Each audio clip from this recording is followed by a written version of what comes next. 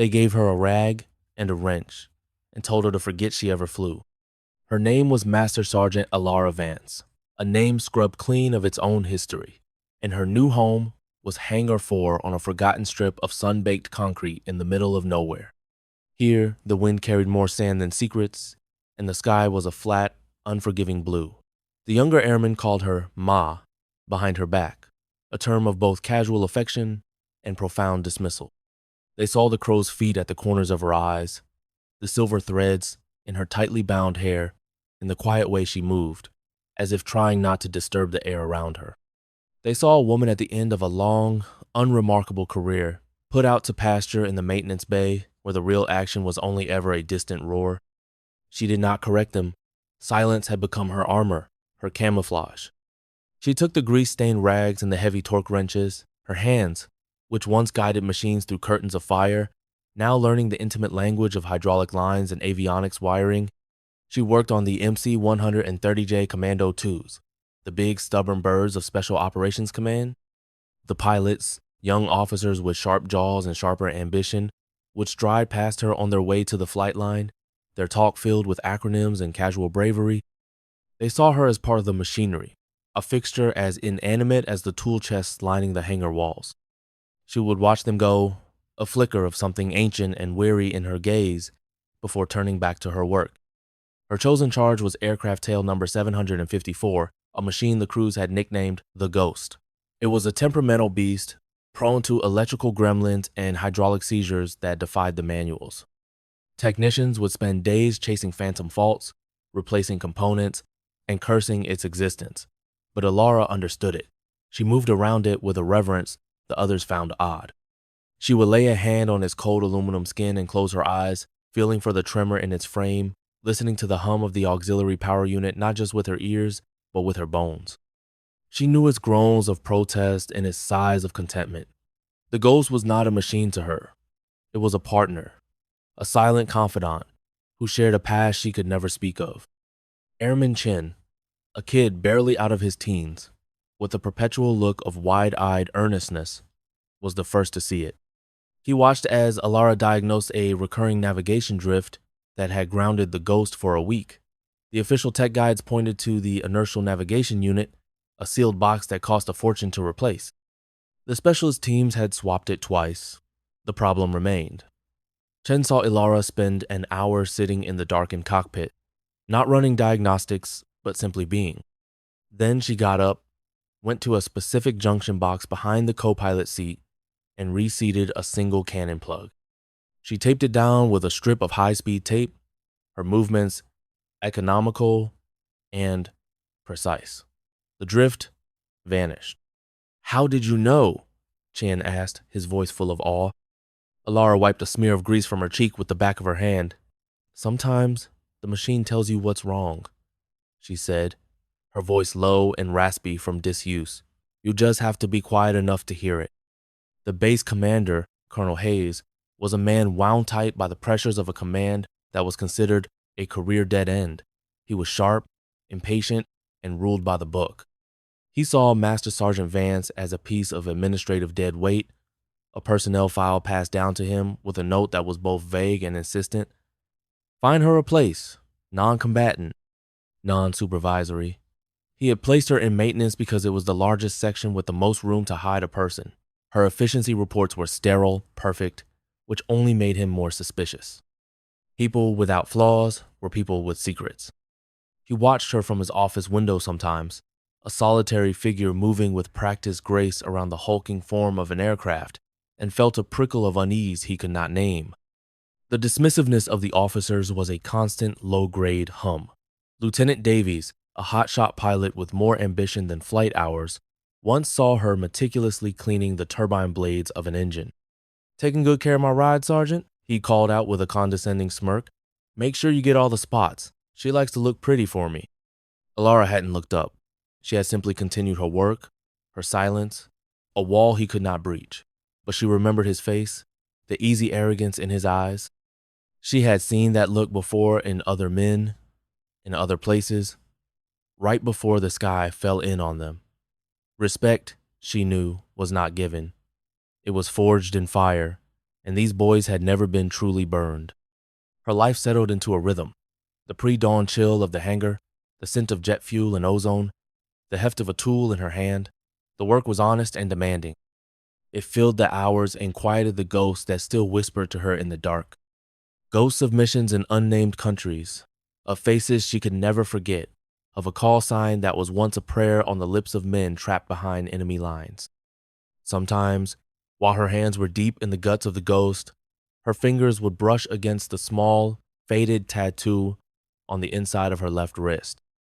It was a simple design, a stylized nightjar, its wings spread for silent flight. It was a mark of a tribe that no longer existed, a key to a door that was permanently locked. One Tuesday, the sky began to turn yellow. The weather reports had predicted high winds, but this was different. A deep, ominous wall of brown was building on the horizon, a haboob of monstrous proportions. It moved with an unnatural speed, a churning, unstoppable force of nature. Alarms blared across the base. Aircraft were triple chalked and tied down. All flights were scrubbed. The world was about to be swallowed by sand. It was then that the second storm hit. A sleek, unmarked Learjet screamed onto the runway, landing with a reckless urgency that defied the approaching tempest. It taxied directly to the command building, its engines whining down as the storm front loomed. A man emerged, his face a mask of grim determination. He was older, dressed in expensive but practical civilian clothes, and he moved with the predatory stillness of a man who was comfortable with violence. He strode into the command building, past the frantic preparations, and straight into Colonel Hayes' office. Hayes stood up, startled by the intrusion. "Who the hell are you?" The man slapped a folder onto the colonel's desk. It bore the seal of the Central Intelligence Agency. "My name is Marcus Thorne. I'm running a time-sensitive exfiltration 200 miles east of here. My asset is compromised. We have a 30-minute window before his location is overrun. The window closes when that storm hits him." Hayes stared at the rolling wall of dust visible through his window. "No one is flying in this. It's suicide. I've grounded everything." "I don't need everything," Thorne said, his voice dangerously calm. "I need one specific bird, an MC-130J, fully equipped for low-level, zero visibility penetration. Your records show you have 3. I need the one that can get through that." He pointed at the storm. "They're all grounded," Hayes repeated, his voice tight with frustration. "And even if they weren't, it's impossible. The terrain out there is a nightmare of canyons and ridgelines. You can't fly that blind." "The pilot I had lined up can," Thorne bit back, "but his transport went down an hour ago. So now I have no pilot and no plane. One of your birds, tail number 754, was recently outfitted with a new terrain-following radar suite. A prototype. That's the one I need." Hayes' face went pale. 7, 5, 4, the ghost? You can't have it. It's down for maintenance. A critical electrical fault in the primary flight control system. Unflyable. My best people have been working on it for 2 days. He was shouting now, the stress of the situation cracking his military composure. "It can't be fixed." Thorne's eyes were like chips of ice. "Then my asset dies. And the intelligence he's carrying dies with him. That blood will be on your hands, Colonel." Without waiting for a reply, Thorne spun on his heel and strode out of the office, heading for Hangar 4. Hayes, flustered and angry, followed him. They entered the cavernous space to find a scene of controlled chaos. Airmen were scrambling to secure the hangar doors. In the center of it all sat the ghost, looking forlorn and inert. A small team was gathered around an open access panel near the cockpit, their faces grim with failure. Thorne scanned the crew, his gaze dismissing them as incompetent. This was a dead end. The mission was lost. He was about to turn away when his eye snagged on a figure working alone near the forward landing gear. It was a woman, her back to him. She was methodically checking the hydraulic pressures, her movements fluid and unhurried despite the rising howl of the wind outside. There was something in her posture, a kind of settled calm in the heart of the chaos, that made him pause. She reached up to wipe sweat from her brow, pushing back the sleeve of her coveralls. For a fleeting second, under the harsh hangar lights, Thorne saw it. A small dark shape tattooed on the inside of her wrist, a bird with its wings spread for silent flight. The world seemed to slow down for Marcus Thorne. The noise of the wind, the shouting of the airmen, it all faded into a dull roar. He walked forward, his steps uncertain for the first time in decades. He moved past the baffled group of technicians, past the fuming Colonel Hayes, until he was standing a few feet behind her. He felt a tremor in his own hands. It was impossible. She was a ghost story, a legend whispered by old agency hands and Delta operators. A myth. "They told me you died over the Zagros Mountains," he said, his voice barely a whisper. Alara Vance didn't startle. She finished her check, her hands moving with the same deliberate pace. She closed the panel cover, the click of the latch unnaturally loud in the sudden pocket of silence that had formed around them. She stood up slowly, turning to face him. Her face was impassive, her eyes clear and deep, holding a universe of secrets. "Reports are often exaggerated, Marcus," she said. Colonel Hayes stared, his mouth agape. He looked from the steely CIA man to his quietest master sergeant, his mind struggling to connect two completely incompatible realities. "What is going on? Thorne, who is this?" Thorne never took his eyes off Alara. A slow, incredulous smile spread across his face, a look of pure, unadulterated relief. "Colonel," he said, his voice filled with a reverence that bordered on awe, "you have a grounded, unflyable aircraft. You have a storm that no pilot can get through. And you have an impossible mission that is about to fail." He paused, then gestured toward Alara with a trembling hand. "Meet Nightjar. She is your solution to all three." The name hung in the air. Nightjar. It meant nothing to Hayes or the young airmen who had gathered around, drawn by the strange tableau. But to Marcus Thorne, it was the name of the finest pilot he had ever known. A pilot who flew Black Ops missions in aircraft that officially didn't exist in places the world was never meant to see. A pilot who had single-handedly saved his team from a catastrophic ambush a decade ago, flying a crippled plane through a mountain pass in a blizzard before disappearing from the world without a trace. Ilara's eyes flickered to the grounded aircraft. "What's the fault?" she asked, her voice cutting through the colonel's confusion. One of the lead technicians, a tech sergeant named Riggs, stepped forward hesitantly. "It's the primary bus, Sergeant. We're getting cascading shorts. Every time we reset the system, it blows the breakers in a different sequence. The manual is useless. It's like the plane is haunted." Alara walked to the open panel, the others parting before her as if she were royalty. She looked at the bewildering maze of wires and circuit boards for a long moment. Hayes could see nothing but a technical nightmare. Thorne saw a maestro approaching her instrument. Alara reached into the panel without a diagnostic tool, her fingers tracing a bundle of wires that led deep into the fuselage. She followed it by touch alone, her expression distant, as if she were listening to something no one else could hear. "It's not the bus," she said finally. Her voice was quiet but carried the absolute weight of authority. "It's the harmonic dampener on the new radar assembly. The installation team used a standard military spec bracket. It's not shielded correctly. The vibrations from the APU are creating a resonance field, causing ghost signals in the flight control wiring." She pointed to a small, insignificant-looking metal clamp. "Replace that with a civilian-grade insulated bracket, the kind used on commercial airliners. It will absorb the frequency." Riggs stared at her. "A civilian part? Ma'am, Sergeant, that's not authorized. And we don't have anything like that." Alara's gaze swept the hangar. "Yes, we do." She walked over to a battered maintenance cart, the one used for scavenging parts from decommissioned trainers. She rummaged inside for a moment and pulled out a dusty, oil-stained clamp. "This one, from the old T-38's landing gear assembly. The shielding is polymer-based. It will work." It took them 4 minutes to make the swap. The airmen worked with a new, frantic energy, their movements quickened by the sheer, unbelievable confidence of this woman they thought they knew.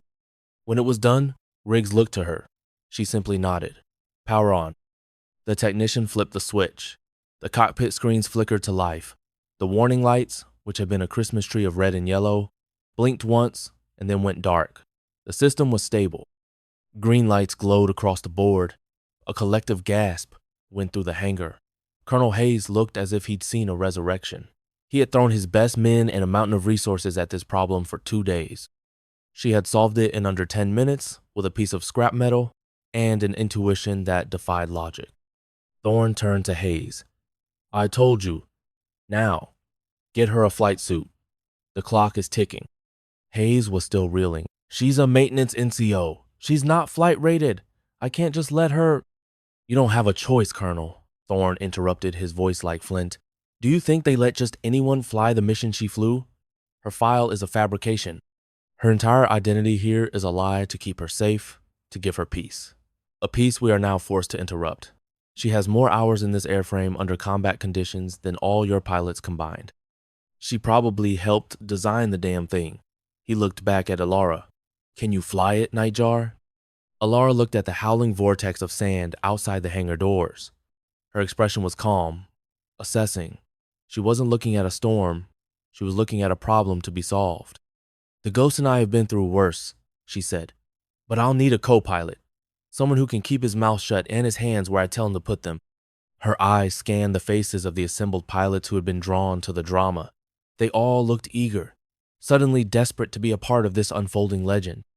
Her gaze passed over them and landed on Lieutenant Davies, the arrogant young officer who had mocked her just days before. He stood at the back of the crowd, his face a mixture of shock and dawning horror. You, Alara said, pointing directly at him, the one who likes his ride to look pretty. You're with me. Davies went white. Me? Sergeant? You questioned my ability to clean a turbine blade, Alara stated, her voice flat and cold. Now you're going to see what it feels like to need those blades to keep you alive. Get your gear. There was no arguing. The command structure had inverted. Authority no longer came from the rank on one's collar, but from the quiet, undeniable power emanating from Alara Vance. Davies, humbled and terrified, nodded numbly and scrambled to comply. As Alara walked towards the locker room to change, Colonel Hayes stepped into her path. He looked lost, his entire worldview shattered. Sergeant Vance, I don't understand. Alara paused. For the first time, she looked at him with something other than polite indifference. You're not supposed to understand, Colonel, she said, her voice softening almost imperceptibly. You're supposed to command a base. I was supposed to fix engines. The storm changed the plan. Now please get your people to clear the way. I have a schedule to keep. She left him standing there, speechless. Thorne gave the colonel a grim look. Trust her, Hayes. Your life, my life, the life of my asset, it's all in her hands now. And there are no safer hands on Earth. 20 minutes later, Alara emerged, clad in a flight suit that seemed to transform her. The stooped, weary maintenance worker was gone. In her place stood a figure of immense presence, her movements economical and purposeful. She climbed the ladder to the cockpit of the Ghost, not like a visitor, but like someone coming home. Lieutenant Davies, his face pale and his hands shaking slightly, followed her, his earlier swagger completely evaporated. Inside the cockpit, Alara's hands moved over the controls with an intimacy that was breathtaking to watch. She didn't just flip switches. She caressed them, her touch sure and certain. The pre-flight checklist was a formality she completed from memory in a quarter of the standard time. Davies sat frozen in the co-pilot seat, watching a master at work. Listen to me very carefully, Lieutenant, Alara said, her voice calm and even over the headset, a stark contrast to the screaming wind outside. I am going to give you instructions. You will follow them instantly and without question. You will not touch anything unless I tell you to. You will monitor engine performance and power distribution. You will call out any warnings you see, but you will not react to them. Is that clear? Yes, Sergeant, Davies stammered. The word ma'am died on his lips, feeling utterly inadequate. Alara's hands tightened on the yoke. Let's go wake the Ghost. The hangar doors groaned open just enough for the aircraft to pass through, revealing a maelstrom of sand and fury. The wind howled like a demon. Visibility was less than 50 feet. To the men on the ground, it looked like the plane was about to be devoured. Colonel Hayes and Marcus Thorne stood side by side, shielding their eyes against the stinging sand, watching as the massive aircraft taxied into the blur. God help them, Hayes muttered. God doesn't fly in this kind of weather, Colonel, Thorne replied, his eyes fixed on the disappearing plane. She does. Inside the cockpit, the world was a roaring, shaking chaos of brown. Alarms screamed as the sand scoured the fuselage. Davies's knuckles were white where he gripped the edge of his seat. This is insane. We have zero visibility. The terrain following radar can't see through this density of particulate matter, he yelled over the intercom. The radar doesn't have to, Alara said calmly. She wasn't looking at the instruments. Her eyes were closed. Her hands rested lightly on the controls, feeling the feedback, the vibrations, the very soul of the aircraft as it fought against the storm. I know this land. I have it memorized. Every rock, every canyon. She was flying not by sight or by radar, but by memory and feel. It was an act of impossible airmanship, a fusion of pilot and machine that defied every law of modern aviation. She wasn't fighting the storm. She was dancing with it, using its currents and eddies to her advantage. She would command a sudden, gut-wrenching drop to slide under a sheer wind, then climb aggressively to crest a pocket of turbulence. Davies felt like a passenger on a roller coaster designed by a madman, yet he could not deny the sublime skill he was witnessing. 2 minutes to the extraction point, Alara said, her eyes still closed. It's a box canyon. The entrance is narrow. The winds will be treacherous. I'm going to take us in low and fast. When I give the word, you will deploy the ramp and release the Fulton harness. You'll have one chance. But we can't see, Davies protested, his training screaming at him that this was suicide. I can, Alara said, and in that moment he believed her. Her senses were not his.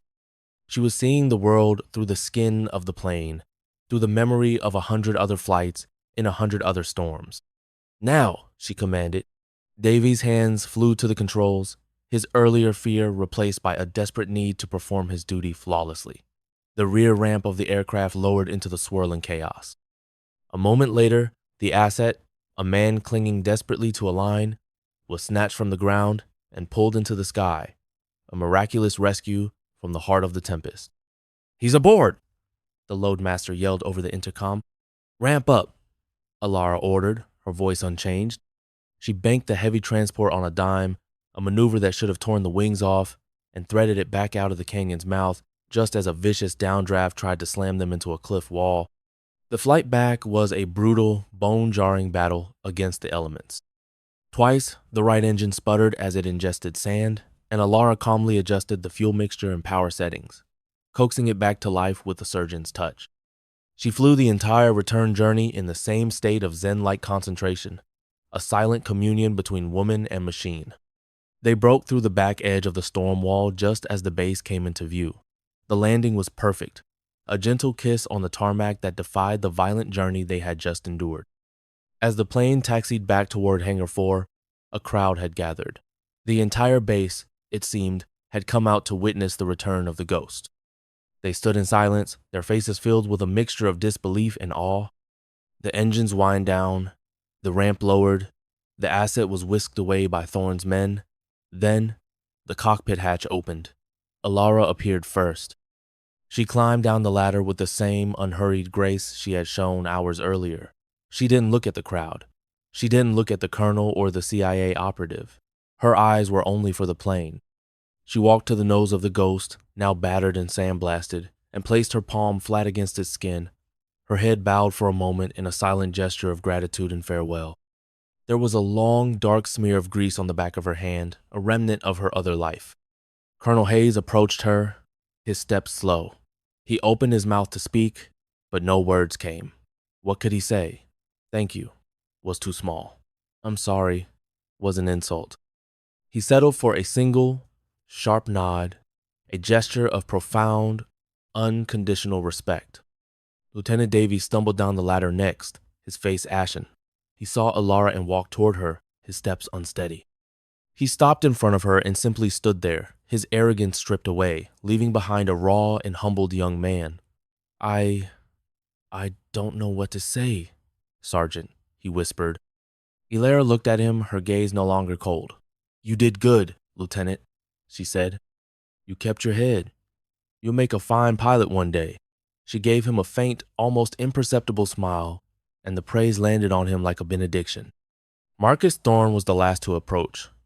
He stood beside her looking at the plane. I knew if anyone could do it, you could, Alara. The mission is complete, she said, her voice tired now.